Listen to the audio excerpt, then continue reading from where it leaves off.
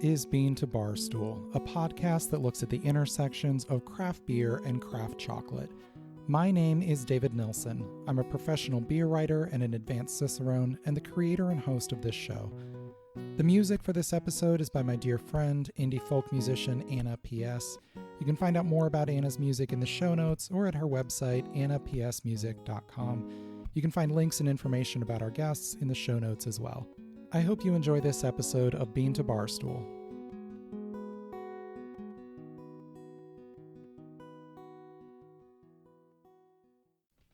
What if someone had the freedom to play with cacao, both in growing and processing and making chocolate, with no economic pressure at all?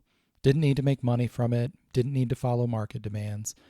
And what if that person were a molecular scientist who could run experiments and understand the complex variables they were encountering and manipulating? What could we learn about cacao and chocolate from them? Raven Hanna lives on the big island of Hawaii. Her backyard is a picture of what most of us see when we hear the phrase tropical paradise. She has a PhD in molecular biophysics and biochemistry, and she loves science, but she also loves her senses and the opportunity to immerse herself in the natural world. She grows cacao, vanilla, and numerous other botanicals right outside her door and makes her own chocolate from what she harvests. She's driven by curiosity to play with all kinds of inputs at every stage of the cycle, always tinkering and learning, and she's written a book to share some of what she's found called One Cacao Tree, Backyard Cocoa, Tiny Fermentations, and Chocolate Making in the Tropics. It's the chocolate equivalent of a home brewing book, walking readers through how to grow and process their own cacao and then make chocolate from it. It's full of beautiful pictures, and along the way, it follows short side trails to talk about other uses and recipes for cacao beyond just chocolate. Despite being penned by a molecular biochemist, One Cacao Tree is so accessible and easy to follow. The book provides such a tangible way of understanding how cacao is grown and processed. Most of us listening to this likely can't grow cacao where we live and may or may not have an interest in making our own bean-to-bar chocolate at home. But this book is still so valuable even for us because where so many books on cacao agronomy or chocolate making assume a certain level of professional acumen, One Cacao Tree is more focused on practice than theory and includes details so often omitted. I definitely have a fuller understanding of what it would be to make tree-to-bar chocolate after reading this. I sat down to talk with Raven recently, and I started out by asking her to introduce us to her little corner of the world so we can picture the paradise where she plays and experiments with cacao. I live on Hawai'i Island. I'm on the side of a volcano, Mauna Kea, which is the largest mountain in the world. And I'm near sea level at 250 feet. It is really wet and jungly here. If you look out into my yard, you see every shade of green and every texture of green. We joke that gardening here is a lot like killing things, trying to beat back the jungle. We have an area that is mowed lawn, and then on the outskirts of that, a lot of groves where we're growing different food trees in communities, so food forest style. So we're growing our cacao trees amongst banana and coconut and guava and cardamom and ginger and turmeric and vanilla and black pepper. And when people come to our yard, they'll think of one or two things. Either, oh my gosh, this is so weedy, because the nature abhors a vacuum, and it abhors a vacuum even more here where we live on the rainy part of Hawaii. And so there's no bare ground anywhere. And I've come to love the weeds as being edible and medicinal and grown to have peace with them. But the other reaction we get is, wow, this looks like a botanical garden, because we're growing so many different kinds of plants.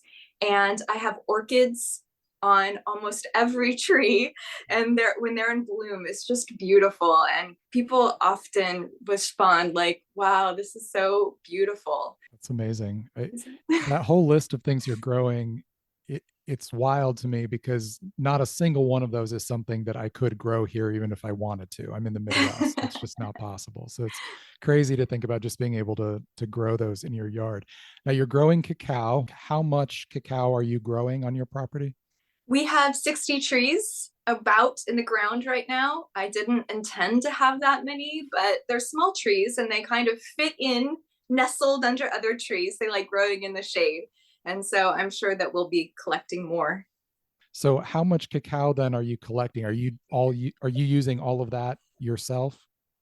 Yeah, so we use the pods that we get from our land, but also I'm in charge of the trees at the university in Hilo.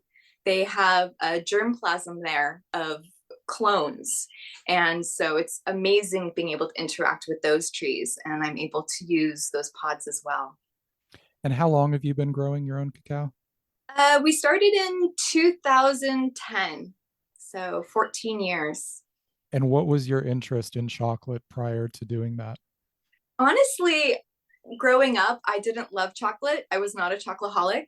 And it was really when I visited the Scharfenberger factory in Berkeley when I was a postdoc, so in my 30s, that I saw a photo of a cacao tree. And I'm like, whoa, that's interesting. I really liked plants. Whoa, that's interesting.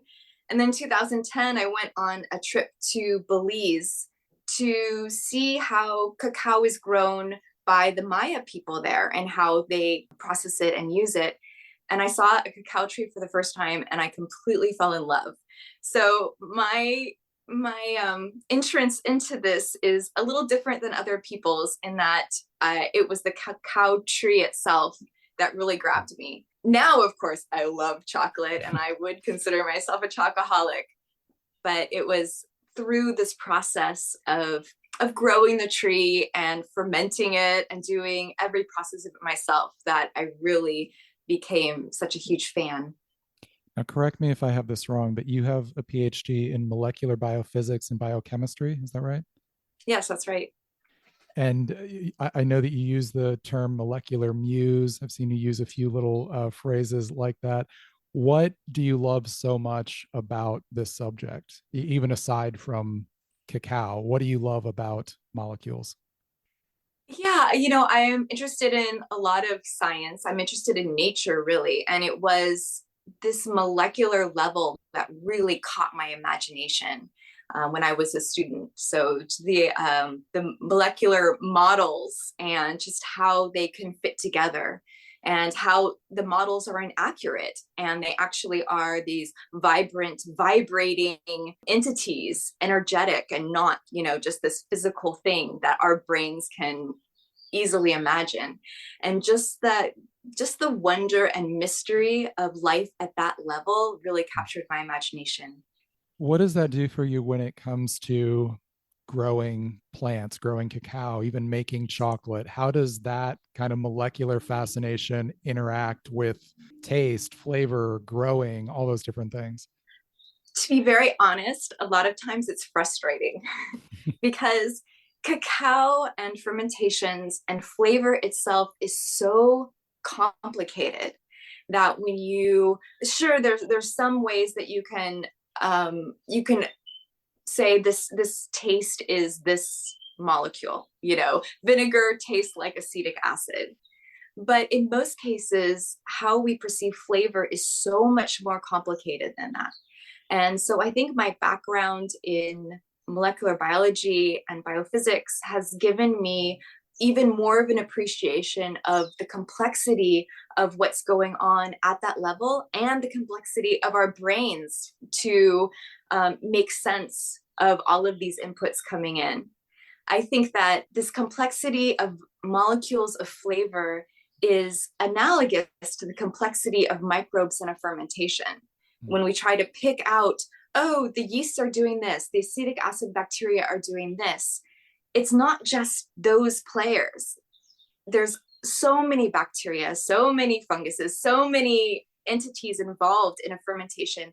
And the same thing with flavor. We might say that vinegar tastes like acetic acid. It does. But then if you get a cider vinegar, there's so many other molecules in there contributing to the flavor. And so, yeah, in my brain, those two things are analogous. And I find it, like I said, frustrating and also so wonderful at the same time. I think there are some people who probably would hear some of the more technical aspects of this and think that that takes away from the magic of flavor and wonder. For you, it does the exact opposite, it sounds like. How does that background in these molecular fields inform your actual approach to growing cacao, processing it into chocolate? How much does that actually apply to the hands-on parts of this? I would say that at a basic level, it makes me unafraid to experiment. I know how to design an experiment. I know how to take data. When I make tweaks or changes of things, then I don't know. First of all, just the curiosity of it. I enjoy doing that. And I feel like that's the best way to learn. However, there again, when we were doing experiments in the lab, we would control for everything except for one variable. And when I'm growing things, when I'm fermenting things, when I'm making chocolate, there's never just one variable. There are so many things that are changing. And I can think I'm changing one thing, but there's so many other things I'm not controlling. So, for example, I love to take time points of a fermentation. I think a fermentation is done at 7 days. So I'll take a time point and then I'll take one at 8 days and one at 9 days and then compare them. And I do learn a lot from that, but it's not just that the amount of time in fermentation is different. It's also the drying probably was a little different, even though I tried my best to make it the same. And the roasting was a little different, even though I tried my best to have it go the same way. And so my goal is to give my subconscious brain as much data as possible so that I improve my intuition to improve things instead of, plugging in numbers and deciding empirically what's better. I'm hoping that my subconscious is, getting all these inputs and figuring out what the next best step is. With your scientific training, do you find it difficult to lean more into intuition and kind of loosen your grip on some of those things? At first, yes. At first, I found it very flummoxing. I think I've mentioned the word frustrating so far. But now, no, I'm just giving into it. I love that life is more complicated than we can possibly calculate. Well, one of the things that I really appreciated about One Cacao Tree was how tangible and hands-on and sensory the book is. I imagine if somebody just hears that a person with a PhD in biochemistry wrote a book about cacao, they might assume that it's going to be very dense. This is actually, very tangible, very practical. And you have a spot early on where you just give advice on what people should do with their very first ripe cacao pod. They're probably not going to actually be able to make chocolate from it. So what can they do? Can you share a little bit about that section? Because I just love that that was included. We'll be right back. Hey everyone, Final Gravity Issue 5 is now available in the shop on beantobarstool.com. This 5th issue of our zine telling personal, human-centered stories from the world of beer is full of great articles. Bano Segudu tells the story of the South African beer style Umkombothi, poignantly explaining its role in her culture and the importance in her family's celebrations and milestones. Maria Krugliak writes about discovering the Portuguese half pint after moving to Portugal during the COVID-19 pandemic. Amanda Bruns and Obakeng Malope discuss the water spirit Mamuhaswa and the collaboration beer they brewed in her honor. These and numerous other stories fill the 56 pages of this zine. We've expanded it and added a few features for this issue. It's full color, full of lots of beautiful photography and art. Definitely check this out. It's on beantobarstool.com/shop. You can purchase this issue or subscribe, and you can always support us on Patreon and get extra perks as well. Cheers.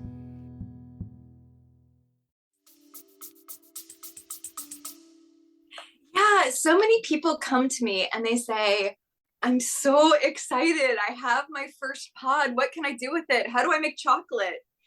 And I hate disappointing people and saying, you can't really make good chocolate with one pod. And so this chapter was very important to me for that reason. Cacao pods are beautiful. They're so exciting. They're colorful and bizarre and otherworldly, and the fruit tastes delicious. And of course, people are so excited to get their first one. But I tell people you might not make chocolate with your first pod, but there are so many things you can do with it, including eat the fruit. The fruit is delicious. Different fruits actually have different flavors. Some are like pineapple-y or lychee-like or banana flavors, just a lot of different tropical flavors. And the fruit does not come easily off the seed. So either you juice it or you just suck each one off. And I think that's what we did with our first pod. We watched it grow from a flower to a tiny pod, and then 6 months later, a mature pod. Had to figure out when to harvest it. And then, after all of that time, just slowly enjoyed the fruit from the seeds. Other things you can do, the pod is edible. It's not maybe the most delicious thing, but it's fun to play around with that. You can, if you are interested in unfermented seeds, you can dry those and make a pretty good drink out of the unfermented seeds. So those are some things that I advise people to try in my book. Another thing that you discuss in there that I really thought was interesting was making chocolate with plants that grow alongside it. And you've described your property. You have all these different things growing there. Talk a little bit about some of the experiments you've done with that and kind of on a more spiritual level, what it means to you to be able to use those together. Yeah, cacao is a community-oriented plant. This is something that I have realized in my own growing, but it's something also that, having taken classes through the Mayan Wisdom Project of the Maya people who have a huge thousands of year history with cacao, and also experts from everywhere, that cacao is a good community member. It is kind of a mid-level in a forest or a jungle, and likes to grow around other trees. And people have even noticed that the flavor of cacao, of the chocolate that you get from the cacao, can be influenced by the trees that grow around it, although the mechanism of that, frustratingly, is not known. So I love the idea of growing cacao in a community and using those other plants to flavor the cacao. And some of the experiments I've done with that, fruits are natural and easy. Recently, we harvested some Suriname cherries, which are a fruit that tastes a bit like a cherry, but it has more of a resinous flavor as well. So I cooked down some of that into a jelly and mixed it with a vegan ganache center. And that was so delicious with the cacao. We use the vanilla and cinnamon and spices that you would typically think of, banana, coconut. One plant that is very special to Hawaii, taro. I found an old recipe for a drink called a poi cocktail that people that the missionaries used to drink, that was not alcoholic. It was poi that was diluted with some milk, I think. And I was like, I'll use poi to make a hot chocolate. And it was delicious to put those two plants together. And that felt right, because poi is a superfood and it's very nutritious. It's given to babies instead of formula. And cacao also is a very nutritious food, sacred to the people who it is native for. And so mixing these two plants together, it was delicious, but also, like you're saying, it also felt very magical. Well, so many of the fruits and spices and botanicals that you've listed and that you describe in your book are not necessarily familiar to everybody in North America or Europe. I know there's several that I have never tasted before that you've listed. When you're surrounded by all of these different smells and flavors, how does that influence your flavor vocabulary when you're describing chocolate or anything else? Yeah, anytime you have an experience in a new place, whether you're living there or visiting, try everything because it definitely expands your flavor vocabulary. And there are some flavors that you just really almost can't talk about in terms of another flavor. I was talking to a friend about this recently, and we were saying, oh, like, how would you describe mame sapote or pitanga tuba or mangosteen? You know, these are flavors that are difficult to describe in terms of anything else. For people on the mainland, how would you describe avocado? You know, it's very difficult. And so the more things you taste and the more that you're able to associate these flavors, the more specific you can get when you're tasting a chocolate or anything else and say, oh, this does this taste like pineapple? No, I think it's more like pitanga tuba, you know. And although that specificity may or may not be important, I think it makes it a lot more fun for the person tasting. So my experience here in Hawaii has introduced me to a lot of Asian foods and other cultures. Hawaii is a great mixing pot. There's like the subtle flavors of Japan, and there's the, you know, knock you over the head flavors of Thailand here, and so many others. And then from my yard, I hear about a fruit and I've never tried it. I don't know anybody who has. And so I buy a seed online and I grow it in my yard. And the first time I taste the fruit is when it fruits for the first time. So that's a big journey to come to a understanding of a new flavor. But to me, it is so much fun and really makes living here so fulfilling. Yeah, I love that. When I want to do that, I have to find a specialty grocery store that has that fruit. And I imagine it's quite rewarding to be able to grow that and then experience it. You do talk in your book about the tasting experience and using memories and stories and images and things like that to help you remember flavors, even for yourself. Can you talk about that a little more? Yeah, I was taking a class from École Chocolat on chocolate tasting. And there I was introduced to the idea that different people taste in different ways. Some people really like to describe the flavor in words. Other people might see colors or some other way.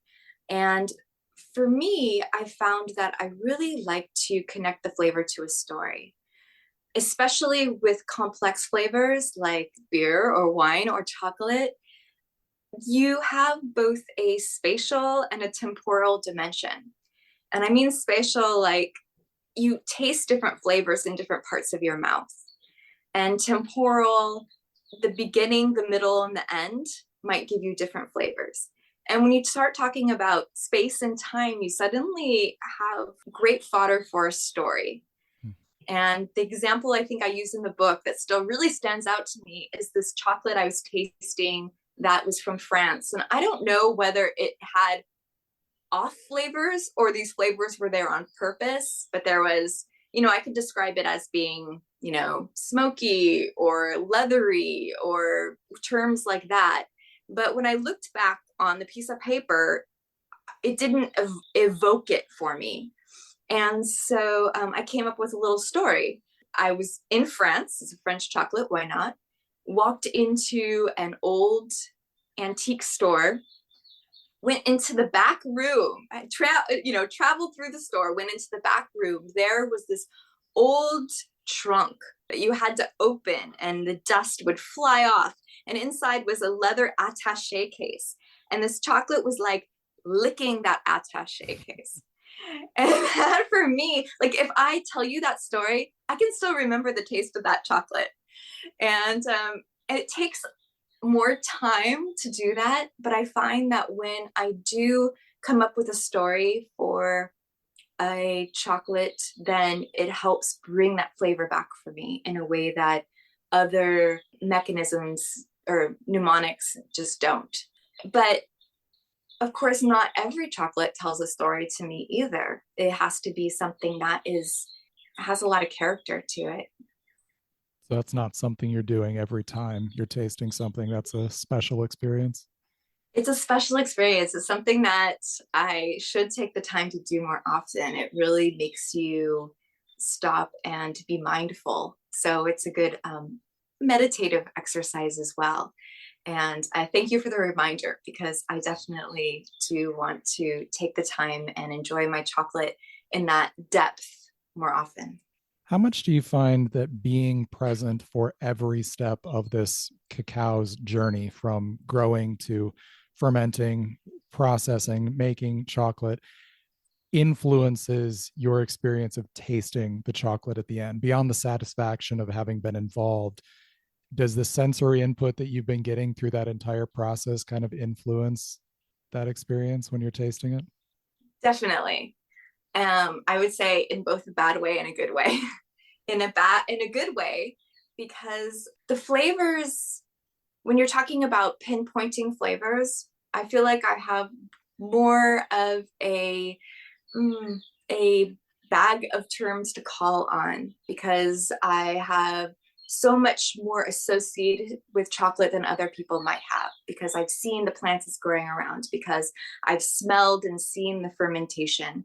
And so I feel like because of those experiences, I'm able to pick out and assign more flavors. Bad, because I feel like sometimes it ruins you, because you're kind of analyzing it, is this over fermented? Is this under fermented? Is this, should it have gone for a day longer? Maybe it should have dried a bit longer to release some of the acidic flavor there. Should it have ground? Should have been the grind more or less time? So I'm always analyzing each part and to see what I can get from the chocolate as well. And a lot of times I'll just try and turn off that part of my brain so that I can sit back and enjoy the wash of flavors that can be present in a really good chocolate. We'll be right back. Hey everyone, my book on pairing craft beer and craft chocolate is available now on Amazon and on the Bean to Barstool shop. Pairing Beer and Chocolate, a guide to bringing the flavors of craft beer and craft chocolate together, is out now. This paperback book explains the process of pairing beer and chocolate, includes a guide to hosting a pairing at home, walks through dozens of beer styles to provide style-by-style pairing guidance, and gives room for taking your own pairing notes along the way. This is the only book on pairing beer and chocolate available. Grab your copy now at the link in the show notes or on Amazon. If you manage a tap room, bookstore, chocolate shop, or cafe and want to stock the book, get in touch about our easy wholesale process. Beer and chocolate belong together, and this book is your guide to getting the most out of every pairing.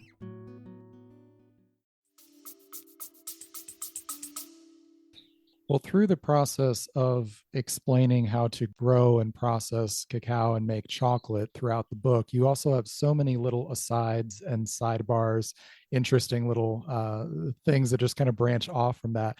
I'm just going to rapid fire go through a couple of those, and you can give me just a few thoughts on each of them. Cacao leaf tea. This was completely new to me. I'm so glad you brought that up. It was new to me too. I happened to come across a scientific paper, I think it was from Indonesia, where they were talking about the possibility of using cacao leaf tea as a refreshing beverage. And the amazing thing about it is that it has more antioxidant activity than green tea, and yet is not bitter at all. And as soon as I read this paper, I went out and I grabbed some leaves from the tree and dried them and made tea that same day. And I was amazed. The tea it tastes like a mild black tea, honestly. It's not bitter. It has caffeine and theobromine and gives you a little pick me up. I traded my morning green tea with the cacao leaf tea and didn't feel like I was deficient in caffeine at all. And I think it's so lovely. And I hope that the word gets out more about it. So I'm really glad you picked that up. Well, cacao has to be fermented except when it doesn't. We talked a couple episodes back with Sarah Barath about unfermented cacao. You mentioned it just a little bit ago. Talk to me about unfermented cacao. Yeah, unfermented cacao is so interesting. So it's something that is very common in many cacao growing regions. Like Mexico, it's called lavado, and it has a different place than fermented cacao. Most people would say, yeah, you wouldn't make a chocolate bar out of it, but it is delicious in drinks. The flavor is less deep than cacao, as you would expect. The depth comes from the fermentation, but it has this nice toasty, nutty taste. It's more bitter and astringent because, again, one of the reasons why we ferment is to lessen those flavors. But if you take lavado cacao and you put in some milk or creamy milk substitute and some spices, it is a delicious drink. And I also find that it has a different impact on my mind. That, we all know that chocolate makes you happy, and unfermented chocolate also has that effect. But if I have a task that I'm avoiding doing and I just need to sit down and focus, I make myself a cup of unfermented cacao, and I find that I can just get into that flow state so much more easily. Well, you're the molecular muse. Do you have any idea of what that pathway might be of why it is helping you do that? No, unfortunately. This is the thing. So science is so far behind with chocolate. There's so much that we don't know. I was having a conversation with some people last weekend at the Hilo Cacao Festival about how scientists really do need to step up and learn more about how the molecules are affecting flavor, but also our brains as well. And there are multiple theories on why chocolate affects us like it does. I don't know. I don't want to get too much into the weeds. There are neurotransmitters in chocolate, like anandamide or PEA or dopamine, that scientists thought for a long time could not get into the brain because of the blood-brain barrier. But now we're discovering that maybe that's not true, and maybe these molecules are acting directly in our brains. And I really like that theory. We don't know everything, and our lived experience shows that we do have a boost from the seed. So just because we don't know how it works doesn't mean it doesn't work. Another theory would be that it might be affecting the bacteria, our microbiome, and then it's affecting us. But I'm really looking forward to more research being done on this, on the molecules in cacao and the bacteria involved in fermentation as well. There's so much rich area of research. I will say that people have compared the polyphenol healthy molecules from lavado unfermented cacao versus fermented cacao, and found that while they have different things, they kind of have equal health. And so putting both into your diet would be a good idea. Well, you also talk a little bit about cacao fruit cider or wine. This is something I'm particularly interested in. I've talked to some other guests about it. It's so difficult to get much information about, though, because it's something that has to happen right at the spot of origin and very quickly. So there's not much commercial information or anything like that. What has been your experience with using the cacao fruit to make an alcoholic beverage? So cacao wants to ferment into alcohol. If you take fresh juice straight from a fermentation, so when you start fermenting, generally you allow the juice to drip out of it as much as possible. And if you collect that fruit and put it in the refrigerator, A week or two later, you will have a delicious bubbly drink. Even being in the refrigerator, the yeasts are working on it. So it's so delicious. And often if we can wait to drink it, that's exactly what we'll do. For our small fermentations, we ferment in jars usually. And so I'll be collecting juice from those jars for a few days. And after a few days, you do have an alcoholic, bubbly drink, because the first phase of the fermentation is an alcohol fermentation. And that's delicious too. What I've been doing recently, since we just talked about Lavado unfermented cacao, is take some seeds that I'm not planning to ferment fully, maybe because I don't have enough seeds, or just because I've decided to, and put the seeds in the jar with a little bit of water with all the fruit on them, and let it ferment for a few days, and then pour out the juice. And that is basically a cacao cider, and drink that. But then also dry the beans, roast those, and process those for drinks. And so you kind of get a twofer on that. I've also tried it. I was inspired by an experience in Belize where the Maya people there made us some cacao wine, where they put in a bunch of spices like allspice leaves and ginger. So I sometimes will take a jar, put in the fruit and the seeds and some spices from my yard, and allow that to ferment for a few days.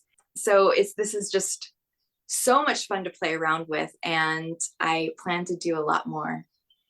Yeah, it seems like there's just endless options for what you can do with that. You talk in the book about the difficulty of tempering chocolate in the tropics, and it makes total sense, but I had never thought about it. We haven't talked much about tempering on the podcast. Do you want to give like a quick crash course on what that even means, and then explain briefly what you're talking about in the book? Sure. So chocolate bars that we're used to are tempered, and that shows up as the bar having a beautiful glossy finish and a nice snap when you break it. And what that means molecularly is that the fat molecules, the cocoa butter in the chocolate, are lining up in a particular crystal pattern. To crystallize them is like other crystals. It's a process you go through with temperature. There's different ways to do it, but basically you need to manipulate the temperature so that the crystal form you want is preferred. And you'll find sometimes if your chocolate is sitting in the car and it melts, then it will bloom, and that means that there'll be cocoa, like white cocoa butter on the surface of it. And it's still edible. There's nothing wrong with it. But if you were to take a piece of melted chocolate that has resolidified and a piece of nicely tempered chocolate that has been kept in good conditions, and taste those two together, you'll find that it tastes differently to you. The flavors in a tempered bar open up differently in your mouth than a flavors in an untempered bar. And so chocolate makers work very hard to make sure that their chocolate bars are tempered correctly and that they stay tempered while on their way to you and to your tasting experience. In the tropics, we have a problem that it's hot and humid here. Tempering of chocolate bars was introduced in Europe. Europe has a very different climate than we have. And in fact, even at the Hershey's factory in Pennsylvania, before they got air conditioning, they used to not even try to temper in the summer. They used to just shut things down. Being hot and humid in the tropics, we are at a disadvantage with tempering unless we want to get air conditioning, which is a very good option. However, most of us here I never even close my windows here. Whatever the temperature and it is outside, it is inside as well. And so what has worked for me is to just never even try to temper unless it's less than 72 degrees. We care about both temperature and humidity, But at that temperature, the absolute humidity will be low enough, regardless of what the relative humidity is, that I don't have trouble with tempering. So that's a little hint that I put in my book. A lot of people in the tropics do have trouble with it. Even in Florida or southern states, they report having a lot of frustration in trying to temper their chocolate during the hot months. So, the other hint that has really helped me is to use the cocoa butter silk, which is a technique that has really helped so many chocolate makers temper in conditions that are less than ideal. What's next for you in terms of either what you want to grow or experiments you want to do with cacao? What are you excited about next? Oh gosh, I'm excited just to continue with the experiments that I've been doing. So part of it will be to put more spices and fruits from our yard into chocolate. I walk around the yard and honestly, I'm just, for everything I see, I'm thinking, how can I get that into chocolate? And so as new things fruit and flower, I am constantly engaged in matching those with chocolate. I'm interested in doing more alcoholic fermentations, as we talked about. Yeah, one thing that is now mature in my yard is a seed called Sacha Enchi, and I've been playing with that. And it seems to really, both the flavor and the oil seem to go really well with cacao. So I've been playing around with that. So much to experiment with. I'm going to be intrigued with cacao, I think, for many years to come. What story are you telling with this entire journey of growing cacao yourself and playing around with it, experimenting, making chocolate? What is that story that you're telling through all of that? There are a few stories. One is my journey of just falling in love with the cacao plant and learning about it. And through cacao, I really have a new lens on the world, on how to see everything in the world.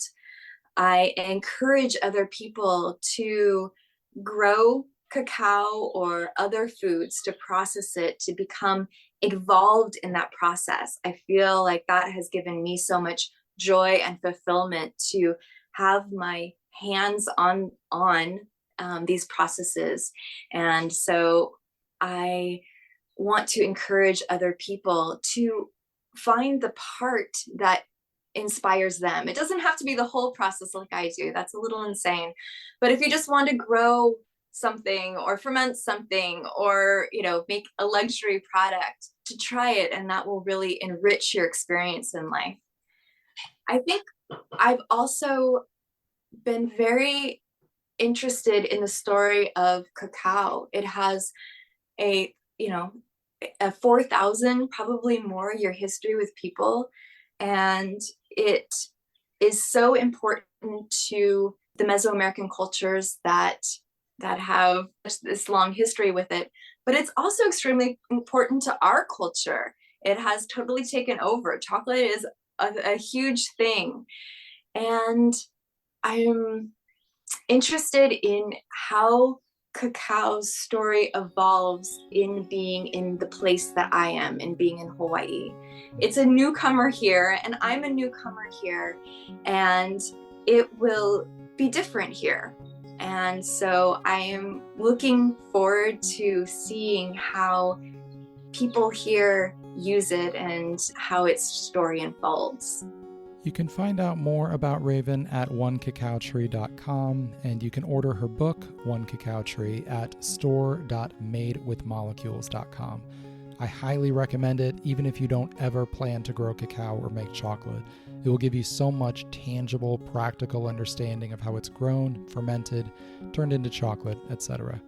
I'll put those links in the show notes.